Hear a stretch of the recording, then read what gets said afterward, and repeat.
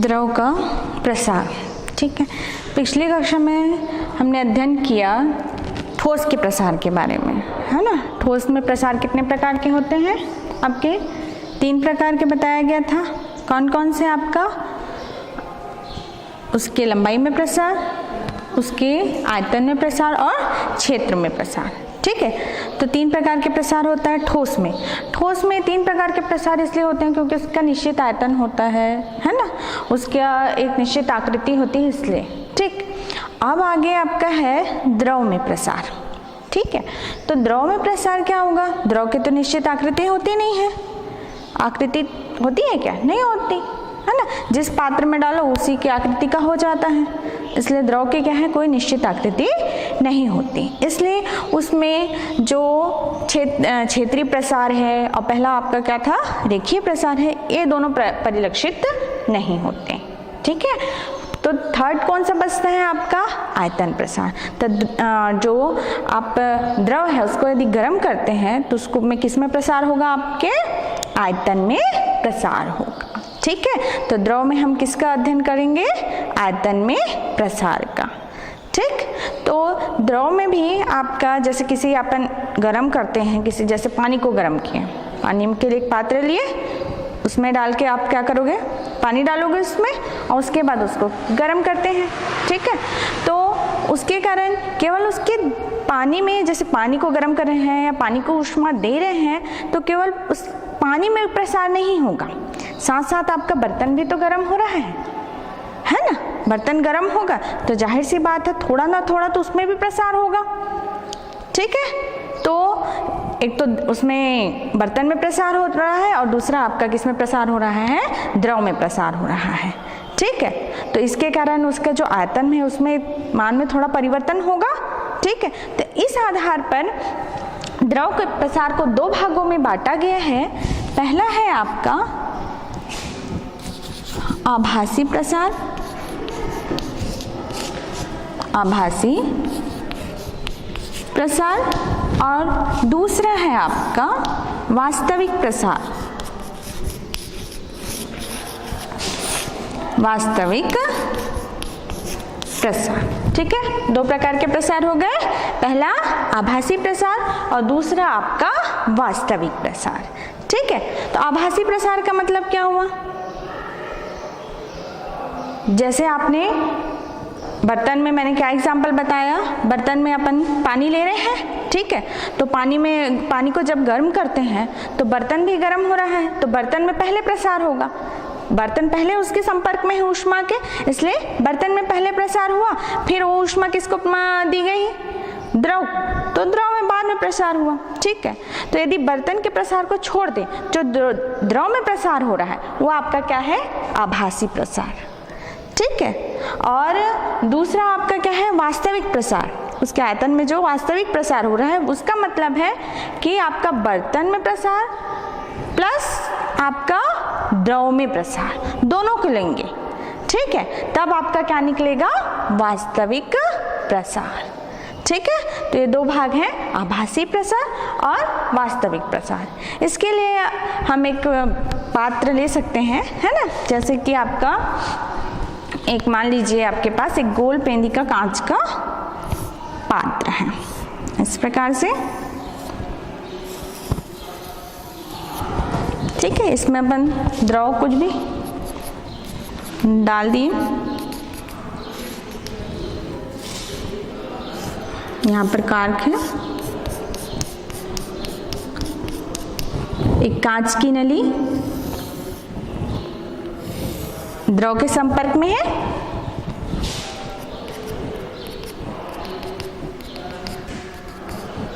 ये हो गया कांच की नली।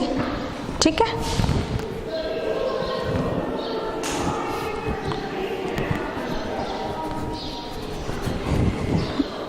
मान लीजिए फर्स्ट कांच की नली में पानी जाएगा या द्रव जाएगा, यहाँ तक आ गया लेवल कांच की नली में। दूसरी कंडीशन है बी और तीसरी कंडीशन है सी। ठीक है,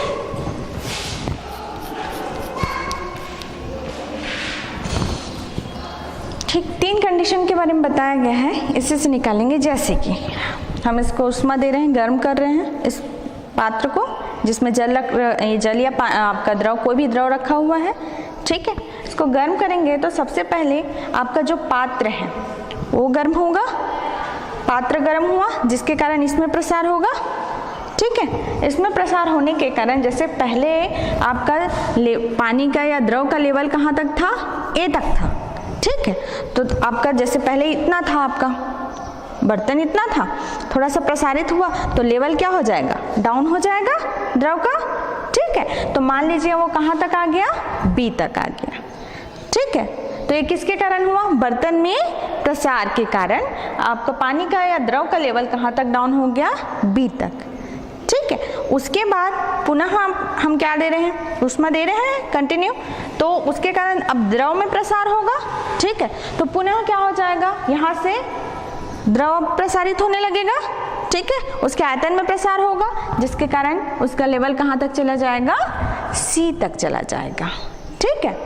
तो आपका प्रारंभिक स्थिति ये थी, है ना, बर्तन में प्रसार के कारण बी तक डाउन हुआ, है ना, और द्रव में प्रसार के कारण वो कहाँ तक चढ़ गया, सी तक चढ़ गया, ठीक है। तो आपका द्रव का वास्तविक प्रसार, द्रव का वास्तविक प्रसार बराबर क्या हो गया आपका, बर्तन में प्रसार, बर्तन में प्रसार धन आपका द्रव में आभासी प्रसार, आभासी प्रसार, ठीक है। तो ये 2 प्रकार के प्रसार के योग के बराबर हो गया आपका द्रव का वास्तविक प्रसार, बर्तन में प्रसार धन द्रव में आभासी प्रसार, ठीक है। अगर इस रूप में लिखें तो क्या हो जाएगा, वास्तविक प्रसार कहाँ से कहाँ तक हुआ आपका, टोटल बी से सी तक हुआ, तो आपका बी सी बराबर कितना हो जाएगा, ए बी। बर्तन में प्रसार कौन सा है, ए बी है, बी तक डाउन हुआ था, तो ए बी धन आपका द्रव में प्रसार कहाँ से कहाँ तक हुआ, ए से सी तक हुआ, तो आपका द्रव में आभासी प्रसार ए सी। तो बी सी बराबर क्या हो गया, ए बी धन ए सी, ठीक है। तो ये द्रव में प्रसार है आपका वास्तविक और आभासी प्रसार, 2 प्रकार के प्रसार होते हैं, ठीक है। अब इसी के आधार पर जैसे ठोस में उसके प्रसार के आधार पर उसका प्रसार गुणांक था, ठीक है, उसी प्रकार इसमें भी क्या है, द्रव के प्रसार के आधार पर क्या होगा, प्रसार गुणांक होगा, ठीक है। तो जैसे इसमें 2 प्रकार के प्रसार है, आभासी प्रसार और वास्तविक प्रसार। तो आभासी प्रसार के लिए क्या होगा, सिंपल सा आभासी प्रसार गुणांक, और वास्तविक प्रसार के लिए वास्तविक प्रसार गुणांक, ठीक है। तो सबसे पहले हम देखते हैं आपका आभासी प्रसार गुणांक, ठीक है।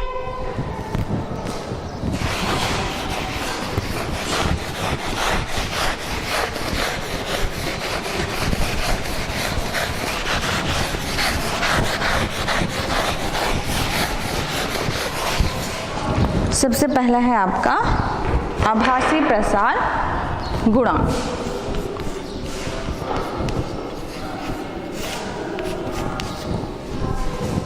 आभासी प्रसार गुणांक किसे कहेंगे, किसी एकांक द्रव के आयतन में, है ना, यदि हम ताप कितना बढ़ा दें, 1 अंश सेंटीग्रेड बढ़ा दें, तो उसके जो आयतन में आभासी प्रसार होगा, ठीक है, वही क्या कहलाएगा, आपका आभासी प्रसार गुणांक कहलाएगा, ठीक है। तो आभासी प्रसार गुणांक की क्या परिभाषा हो गई, किसी एकांक आयतन, है ना, को 1 अंश सेंटीग्रेड बढ़ाने पर उसके आयतन में कितना आभासी प्रसार होता है, वही क्या कहलाएगा, आभासी प्रसार गुणांक कहलाएगा, ठीक है। तो मान लीजिए, माना कि द्रव का प्रारंभिक आयतन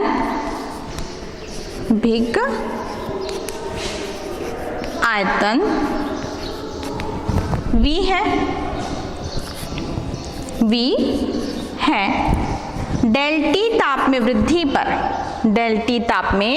वृद्धि पर आयतन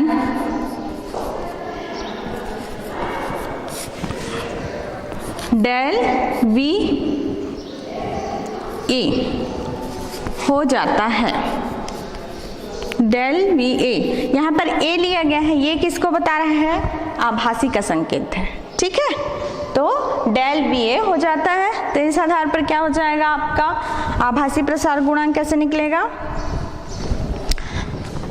V आयतन है प्रारंभिक आयतन, डेल टी ताप में वृद्धि पर, है ना। आयतन में वृद्धि कितनी हो गई? डेल वी ए हो गई, ठीक है। तो एकांक आयतन के लिए क्या हो जाएगा?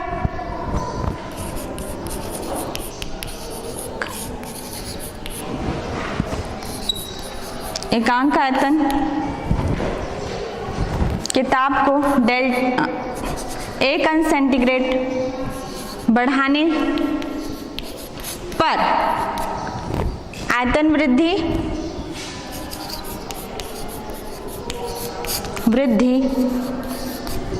कितना हो जाएगा आपका?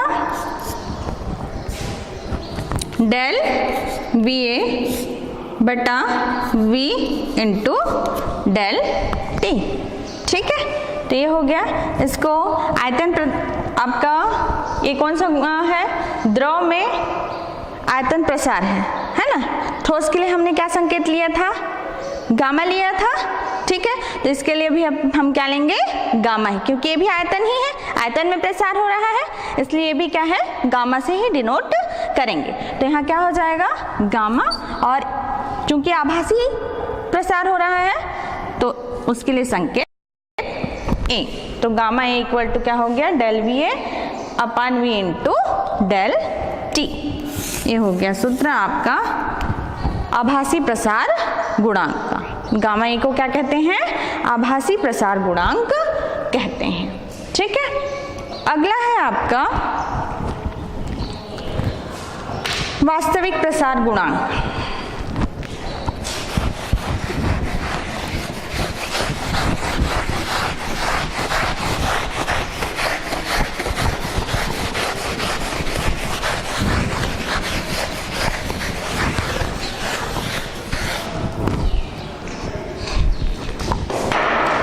वास्तविक प्रसार गुणांक, तो आभासी प्रसार गुणांक के अनुसार ही परिभाषा उसमें क्या हो जाएगा? वास्तविक प्रसार गुणांक, है ना। बस उसमें अंतर क्या आ जाएगा? आभासी की जगह क्या लिखेंगे? वास्तविक। तो आपका दूसरा है वास्तविक प्रसार गुणांक। वास्तविक प्रसार गुण, ठीक है। तो वास्तविक प्रसार गुणांक किसे कहेंगे?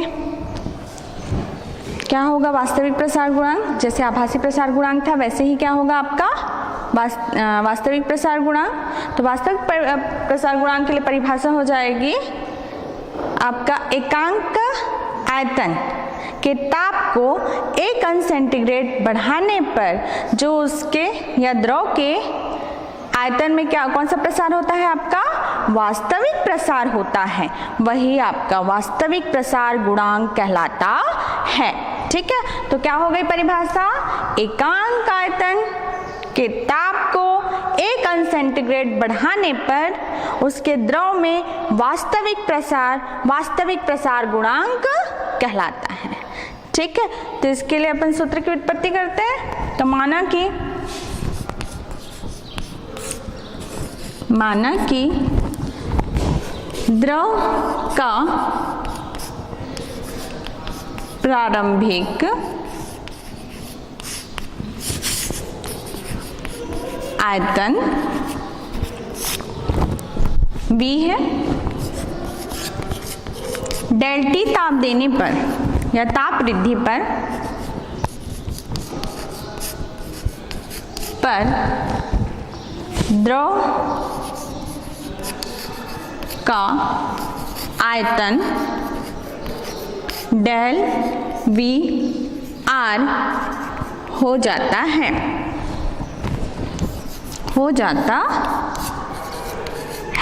ठीक है। तो यहाँ पर डेल वी तो आयतन में परिवर्तन है, यहाँ आर रियल यानी वास्तविक को बता रहा है, ठीक है। वास्तविक के लिए नोटेशन है आर। तो क्या हो गया, डेल टी ताप वृद्धि पर उसके आयतन में वृद्धि कितनी हो गई, डेल वी आर हो गए। अतः एकांक आयतन पर 1 अंश सेंटीग्रेड पर आयतन वृद्धि कितना हो जाएगा आपका, डेल वी आर बटा वी इंटू डेल टी, ठीक। तो आपका आयतन प्रसार के लिए क्या है नोटेशन, गामा। तो यहाँ पर क्या हो जाएगा आपका गामा। वास्तविक के लिए नोटेशन क्या है, आर। तो gamma R equal to del V R V into del T, ठीक है। तो आपका ये हो गया सूत्र वास्तविक प्रसार गुणांक का, जहां गामा आर क्या को बताता है, वास्तविक प्रसार गुणांक का नोटेशन है, ठीक है। तो gamma R equal to del V R upon V into del T, ठीक है। तो ये दो प्रकार के प्रसार हो गया आपका, एक आभासी प्रसार और दूसरा कौन सा हो गया आपका, वास्तविक प्रसार, ठीक है। इसके आधार पर हम इसमें संबंध स्थापित कर सकते हैं।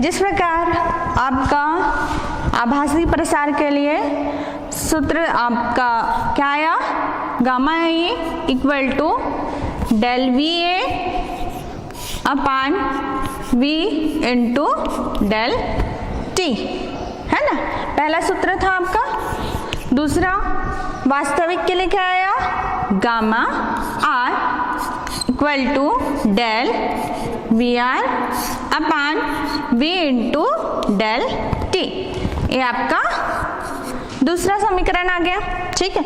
ये तो किसके लिए था, द्रव के आभासी और वास्तविक के लिए था, ठीक है। इसी प्रकार अपन देखते हैं बर्तन में भी तो प्रसार हो रहा है, ठीक है। तो बर्तन का प्रसार गुणांक भी होगा, ठीक है। तो इसी के अनुसार से उसका भी सूत्र लिख दे सिमिलरिटी से।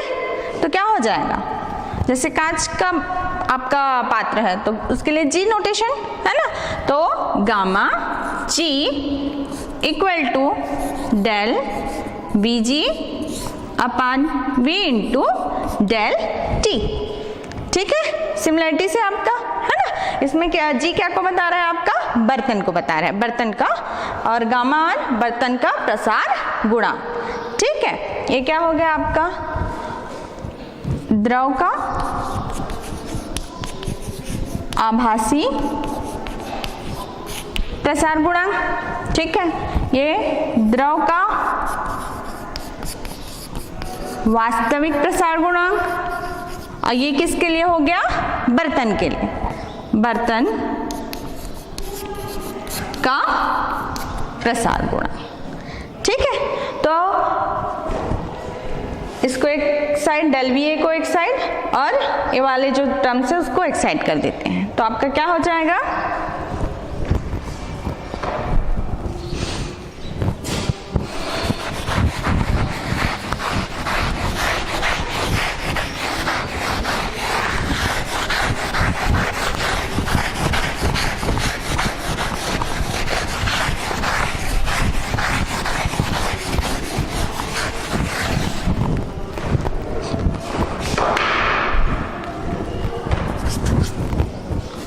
समीकरण 1, 2 व 3 से, ठीक है। सभी में अपन del V A equal to क्या हो जाएगा आपका gamma A B into del T, equation आपका 4, ठीक है। इसी प्रकार आपका दूसरे समीकरण से gamma V R equal to gamma R V del T, equation 5।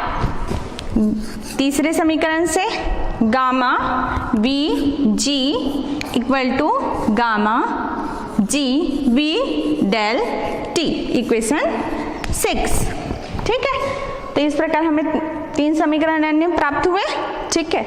इनमें हम आपका जो फर्स्ट में बताया था है ना कि द्रव का जो वास्तविक प्रसार है वो किसके बराबर होता है, द्रव का वास्तविक प्रसार बराबर किसके होता है, बर्तन के प्रसार प्लस द्रव का प्रसार, द्रव का आभासी प्रसार, ठीक है। तो ये क्या है आपका डेल वी आर वास्तविक प्रसार है द्रव का, है ना, डेल वी ए द्रव का आभासी प्रसार और डेल वी जी बर्तन का प्रसार है, ठीक है। तो डेल वी आर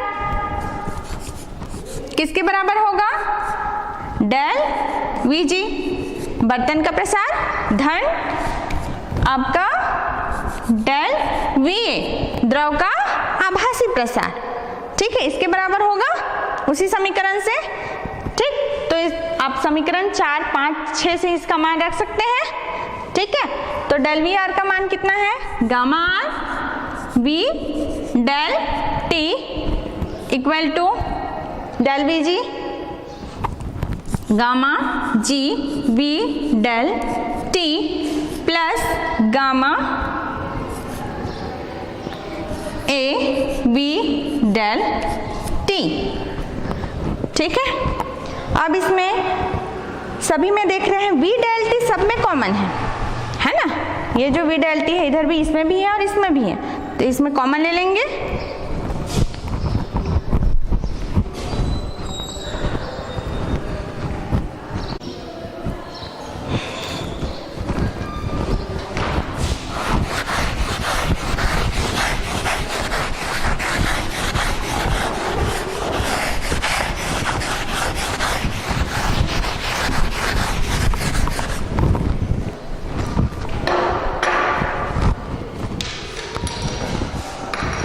तो इसमें क्या हो गया, gamma R V del T equal to gamma G और यहाँ gamma A, V del T common है इसमें भी, बाहर निकल जाएगा ब्रैकेट के, V del T, V del T इधर भी है और इधर भी है, तो ये दोनों कैंसिल हो गया।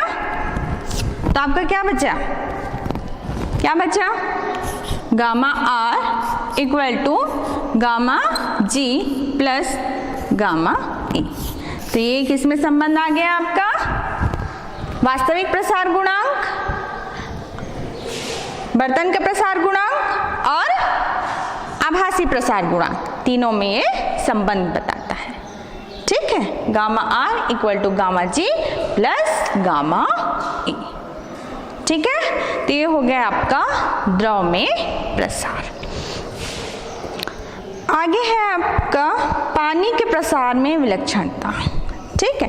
तो पानी के प्रसार में किस प्रकार से परिवर्तन होता है गर्म करने से, ये देखते हैं कि जैसे कोई भी द्रव है उसको गर्म करेंगे तो क्या होगा, कोई भी द्रव है उसको गर्म करते हैं तो क्या होगा, आयतन में वृद्धि होगी, जाहिर सी बात है, गर्म करोगे तो उसका आयतन बढ़ेगा और ठंडा करोगे तो आयतन में कमी होगी, ठीक है। लेकिन पानी के साथ ऐसा नहीं है, पानी भी यह गुण प्रदर्शित करता है कि आप गर्म करोगे तो आयतन बढ़ेगा, लेकिन कुछ कंडीशंस में, जैसे कि यदि आप पानी को गर्म करते हैं तो शुरू में उसका आयतन कम होता है, कोई भी द्रव में ऐसा नहीं होता, आयतन बढ़ता ही है, लेकिन पानी में नहीं होता। पानी में क्या होता है, शुरू में 4 अंश सेंटीग्रेड तक क्या होता है, आयतन कम होने लगता है, फिर उसके बाद बढ़ता है, यही पानी की क्या है, विलक्षणता है, ठीक है। यदि ग्राफ के रूप में देखेंगे तो किस रूप में आएगा आपका?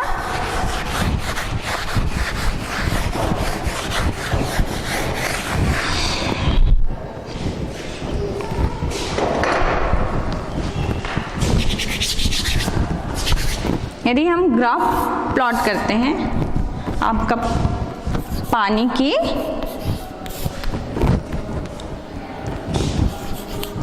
के प्रसार में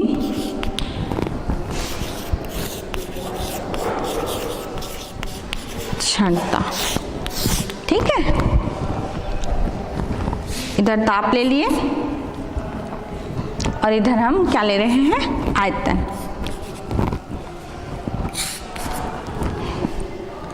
ठीक है, तो क्या होगा, जैसे जैसे ताप बढ़ेगा, है ना, पानी का जो है आयतन कम होने लगता है। जैसे ही वो 4 अंश सेंटीग्रेड पर पहुंचता है, ठीक है, कहाँ पर पहुंचा? 4 अंश सेंटीग्रेड पर, वैसे ही क्या होने लगता है? उसका आयतन पुनः बढ़ने लगता है। ठीक है, तो ये है पानी की विलक्षणता। मतलब 4 अंश सेंटीग्रेड पर जो पानी का आयतन है वो क्या हो गया? सबसे कम हो गया। मतलब आयतन कम मतलब घनत्व अधिक, घनत्व अधिक, पास पास आ गए ना अणु। ठीक है, तो आयतन कम हो गया 4 अंश सेंटीग्रेड पर, तो आपका क्या हो गया? घनत्व क्या हो गया? बढ़ गया। तो 4 अंश सेंटीग्रेड पर सबसे अधिक घनत्व होता है पानी का। ठीक है, तो यह है पानी की विलक्षणता। तो इसी का रूप देखने को मिलता है जैसे ध्रुवीय जगह है ना। ध्रुवीय जगह में क्या होता है? बर्फ रहता है, सभी जगह बर्फ से ढका हुआ रहता है, या बर्फीला हो गया, या अपन जैसे जम्मू कश्मीर हो गया, उधर यदि जाते हैं तो झील तो क्या हो जाता है? बर्फ से ढक जाता है। ठंडी में तो और ज्यादा पूरे बर्फ से ढक जाते हैं, है ना। फिर भी उसके अंदर जो जीव जंतु है कि नहीं, मछलियां तो होंगी ना, अन्य जीव जंतु तो होंगे उसके अंदर। ठीक है, वो तो सेफ है, सुरक्षित है। जबकि बर्फ जम जाएगा पूरा पानी तो क्या हो जाना चाहिए? सब खत्म हो जाना चाहिए वहां तो। लेकिन ऐसा होता है क्या? नहीं, वो तो अंदर सुरक्षित है। तो इसका कारण क्या होता है? यही है पानी की विलक्षणता। मतलब ऊपर का टेम्परेचर डाउन हुआ वातावरण का, ठीक है, उसके कारण क्या हो गया? ऊपर का जो पानी तो बर्फ बन गया, लेकिन आपका जो 4 अंश सेंटीग्रेड पर चूंकि पानी का घनत्व अधिक होता है, तो उसी पर नीचे का जो पानी है वो कांस्टेंट हो जाता है। तो नीचे का कौन सी अवस्था में है? अभी भी द्रव अवस्था में है ना। और जो द्रव अवस्था में है उसका संपर्क वातावरण से हट गया, क्योंकि बीच में क्या आ गया है? आपका बर्फ आ गया है। ठीक है, तो नीचे क्या है? पानी है, द्रव अवस्था में है, और ऊपर बर्फ अवस्था में है। तो नीचे के जीव जंतु क्या हो गए? सुरक्षित हो गए। ठीक है, यही कंडीशन ध्रुवों पर भी है। ध्रुवों पर जीव जंतु क्या होते हैं? नीचे सुरक्षित हैं। ठीक है, तो ये आपका क्या है? पानी की विलक्षणता के कारण होता है। ठीक है, आगे है आपका विशिष्ट ऊष्मा। अगला टॉपिक है आपका विशिष्ट ऊष्मा।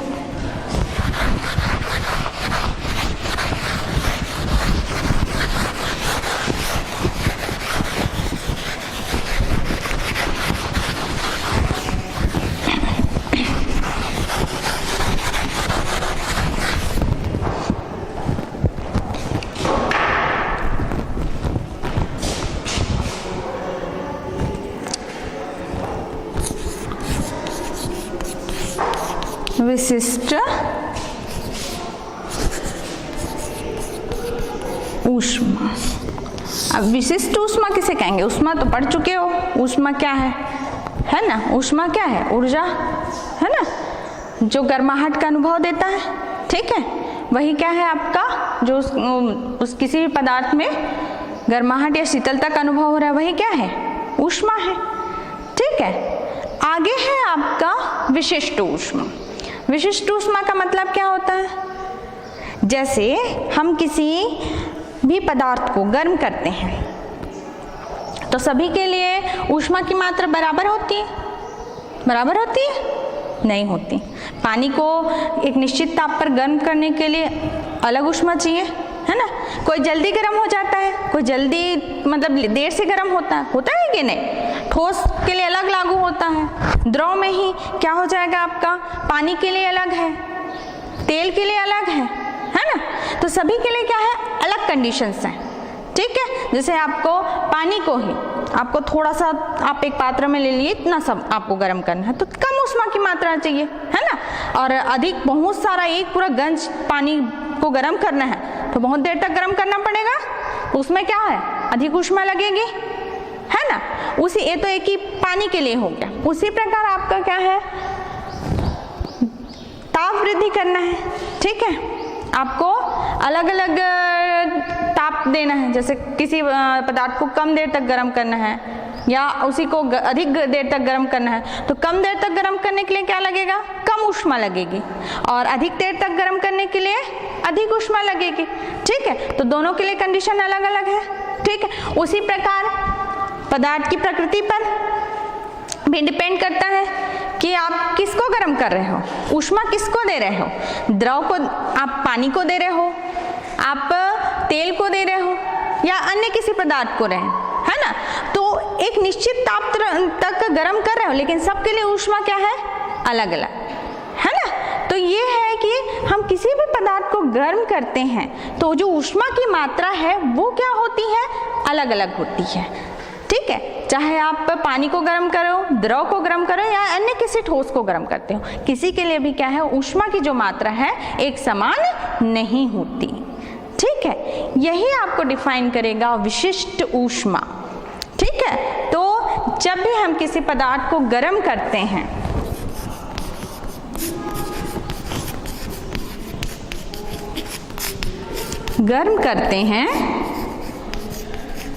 तो ऊष्मा की जो मात्रा है, तो ऊष्मा की मात्रा निर्भर करती है, पहला क्या बताया, द्रव्यमान पे। कम द्रव्यमान लोगे तो कम देर तक ऊष्मा देना पड़ेगा, अधिक द्रव्यमान लोगे तो अधिक देर तक। तो पहला कौन से कंडीशन पर डिपेंड कर रही है, द्रव्यमान पर। दूसरा है आपका ताप वृद्धि पर, कितना देर तक गर्म करना चाहते हो उस पदार्थ को, उस पर डिपेंड करता है। तो सेकंड है आपका ताप वृद्धि पर, ठीक है। थर्ड है आपका,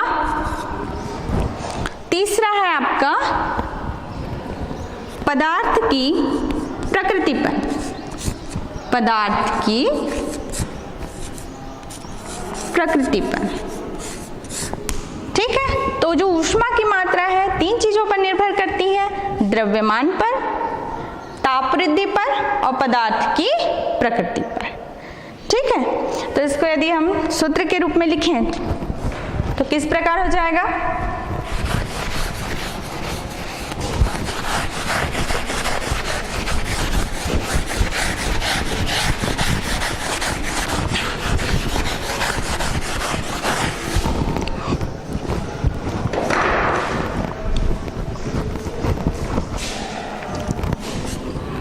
माना कि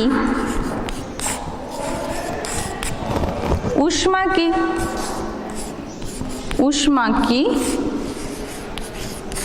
मात्रा डेल Q है, तो डेल Q अनुक्रमानुपाती होता है द्रव्यमान के, m के, पहला। दूसरा डेल Q किसके अनुक्रमानुपाती होता है, डेल T के। जो दो कंडीशन बताए उसी के अनुसार, एक तो किस पर निर्भर करता है, द्रव्यमान पर, मतलब द्रव्यमान बढ़ेगा तो ऊष्मा की मात्रा भी बढ़ेगी, इसलिए अनुक्रमानुपाती हो गया। दूसरा आपका जो ये किस पर डिपेंड करता है, ताप वृद्धि पर, मतलब ताप वृद्धि अधिक करना है तो ऊष्मा की मात्रा भी क्या होगी, अधिक होगी, ठीक है। तो आप इन दोनों को एक साथ लिखें तो किस प्रकार लिख सकते हैं, डेल Q अनुक्रमानुपाती m डेल T, ठीक है। अनुक्रमानुपाती के चिन्ह को हटाएंगे तो आपका क्या हो जाएगा, डेल क्यू इक्वल टू, यहाँ पर अनुक्रमानुपाती को हटाते हैं तो कोई भी नियतांक लेते हैं, ठीक है। तो यहाँ नियतांक ले रहे हैं हम एस स्पेसिफिक हीट, विशिष्ट ऊष्मा को संकेत करता है, ठीक है। तो del Q equal to S M del T, ठीक है। यहाँ एस क्या है आपका विशिष्ट ऊष्मा कहलाता है, विशिष्ट ऊष्मा, ठीक है। एस क्या है यहाँ पर विशिष्ट ऊष्मा है, ठीक है। तो ऊष्मा की मात्रा डेल क्यू बराबर हो गया एस एम डेल टी, ठीक है। तो ये हो गया आपका। अब यहाँ पर इसको दे देते हैं समीकरण 1, ठीक है। समीकरण 1 में यदि हम m इक्वल टू 1 कर दें, डेल टी इक्वल टू 1 अंश सेंटीग्रेड कर दें, तो आपका समीकरण क्या हो जाएगा, क्या हो जाएगा, डेल क्यू इक्वल टू क्या हो गया, m1 हो गया, डेल टी भी 1 हो गया, तो डेल क्यू किसके बराबर हो गया, s के बराबर हो गया, ठीक है। तो आपका जब हम क्या कर रहे हैं, द्रव्यमान एकांक द्रव्यमान ले रहे हैं, ठीक है, और एकांक द्रव्यमान के ताप को कितना बढ़ा रहे हैं, 1 अंश सेंटीग्रेड बढ़ा रहे हैं, तब जो ऊष्मा की जो मात्रा है वो किसके बराबर हो गया, विशिष्ट ऊष्मा के बराबर हो गया, ठीक है। तो इसकी विशिष्ट ऊष्मा की परिभाषा क्या हुई आपकी, एकांक द्रव्यमान के ताप को 1 अंश सेंटीग्रेड बढ़ाने के लिए आवश्यक ऊष्मा ही विशिष्ट ऊष्मा कहलाती है, ठीक है। तो ये हो गया आपका विशिष्ट ऊष्मा की परिभाषा, ठीक है। अब देखते हैं मात्रक। मात्रक भी आपका सूत्र से निकल जाएगा, है ना। यदि आप Q M T का मात्रक मालूम है तो आप S का मात्रक निकाल सकते हैं।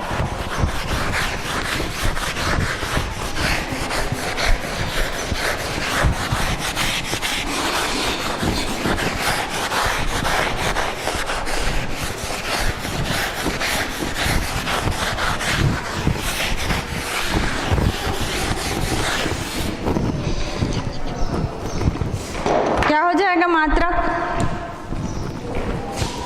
सूत्र क्या निकला था, डेल क्यू इक्वल टू कितना निकला, S M del T. S का मात्रक निकालना है तो एस को एक साइड रखेंगे, बाकी को दूसरे साइड, तो एस इक्वल टू क्या हो गया आपका, डेल क्यू अपन एम इंटू डेल टी, ठीक है।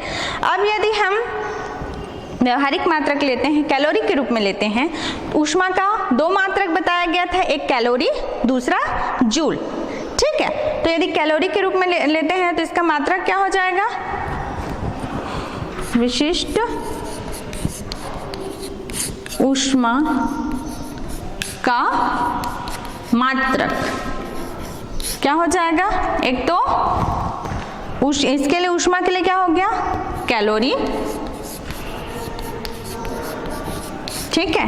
m के लिए क्या होता है, यदि कैलोरी ले रहे हैं तो द्रव्यमान को किस में लेंगे, ग्राम में, और ताप को अंश सेंटीग्रेड में, ठीक है, सेल्सियस पैमाना लेंगे, ठीक है। तो कितना हो गया, कैलोरी प्रति, इसके लिए बटा है ना, प्रति ग्राम अंश सेंटीग्रेड हुआ ना, तो क्या हो गया, कैलोरी प्रति ग्राम अंश सेंटीग्रेड, ठीक है।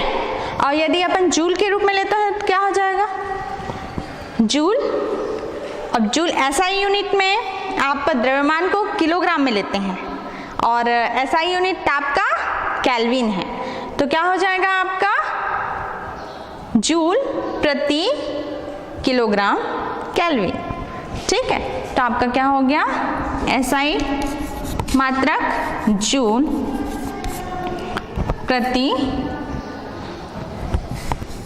किलोग्राम केल्विन, ठीक है। तो ये आपका हो गया विशिष्ट ऊष्मा के मात्रक, ठीक है।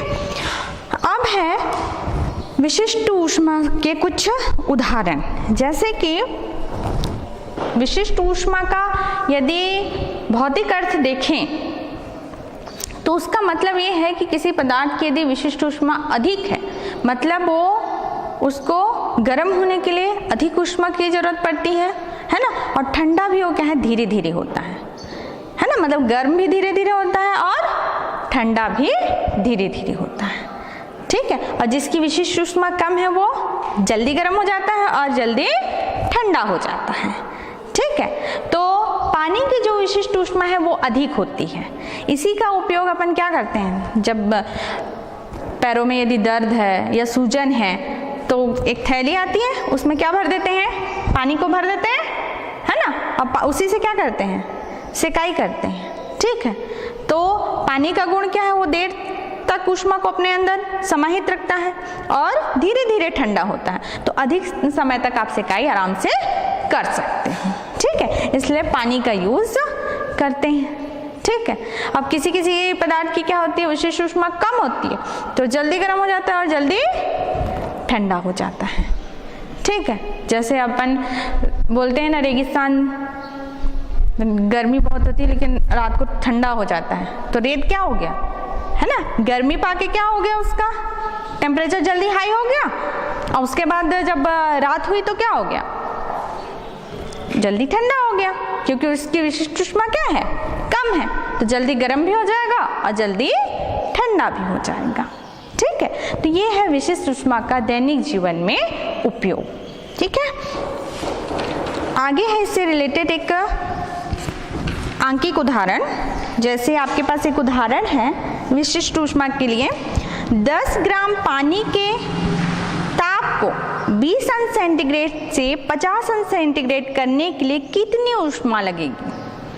मतलब आपको क्या निकालना है, ऊष्मा की मात्रा निकालनी है, और दिया क्या हुआ है, आपको क्या दिया है, पानी की मात्रा दी है 10 ग्राम, और कहाँ से कहाँ ताप को परिवर्तन करना है, 20 अंश सेंटीग्रेड से 50 अंश सेंटीग्रेड तक ताप को परिवर्तित करना है। तो कैसे निकालेंगे बताइए।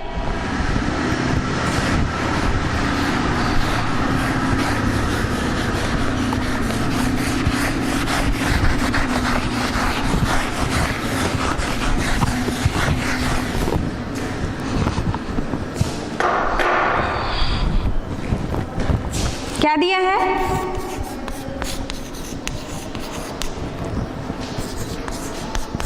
क्या दिया है आपका 10 ग्राम पानी का द्रव्यमान दिया है, तो m इक्वल टू कितना दे दिया, मतलब 10 ग्राम, ठीक है।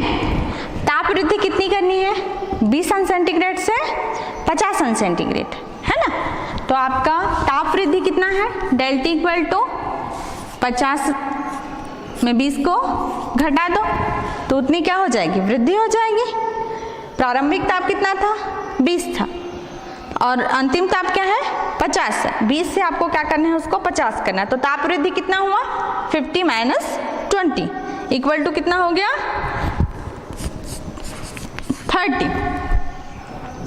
30 अंश सेंटीग्रेड, ठीक है। आपको क्या निकालना है, ऊष्मा की मात्रा, इसको गर्म करने में कितनी ऊष्मा लग रही है, वही क्या है, ऊष्मा की मात्रा। मतलब आपको क्या निकालना है, डेल क्यू आपको निकालना है, ठीक है। सूत्र क्या होता है, del Q equal to M S del T, M S del T है, ठीक है। एम का मान कितना दिया हुआ है, 10, एस क्या है यहाँ, विशिष्ट ऊष्मा, तो जल की विशिष्ट ऊष्मा 1 होती है। जल की विशिष्ट ऊष्मा कितनी होती है, 1। यदि कैलोरी में लेंगे तो 1 कैलोरी प्रति ग्राम अंश सेंटीग्रेड, ठीक है।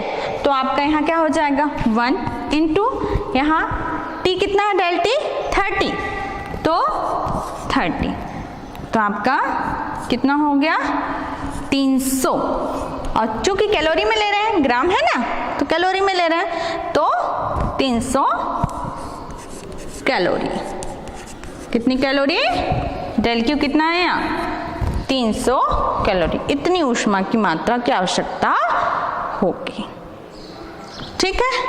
एक बात ध्यान रखेंगे, जब भी आप न्यूमेरिकल सॉल्व करते हैं, आंकिक प्रश्न सॉल्व करते हैं, है ना, तो ये ध्यान रखेंगे मात्रक एक ही पद्धति में लिया गया हो, है ना। यदि मात्रक अलग अलग पद्धति में लिया गया है तो उसको क्या कर लेंगे, पहले एक पद्धति, किसी भी पद्धति में, आप जरूरी नहीं है कि आपको सीजीएस में ही करना है, एमकेएस में करना है ना, एसआई में करना है, ठीक है, कोई भी पद्धति में ले, लेकिन एक ही पद्धति, सारे जो भी दिए गए हैं मान वो सारे किस पद्धति में होने चाहिए, एक ही पद्धति में होने चाहिए, ठीक है। जैसे कि हमने यहाँ पर ग्राम में लिया था तो जाहिर सी बात है ताप अनसेंटीग्रेड में होगा, अगर यहाँ किलोग्राम होता तो यहाँ केल्विन में होता, है ना, और आपका ये भी किस में आता, जूल में आता, ठीक है। तो यहाँ चूंकि कैलोरी है इसलिए इस रूप में लिया गया है, ठीक है। तो हमेशा ध्यान रखेंगे कि किस पद्धति का आप उपयोग कर रहे हो, उसी अनुसार से आप क्या करेंगे,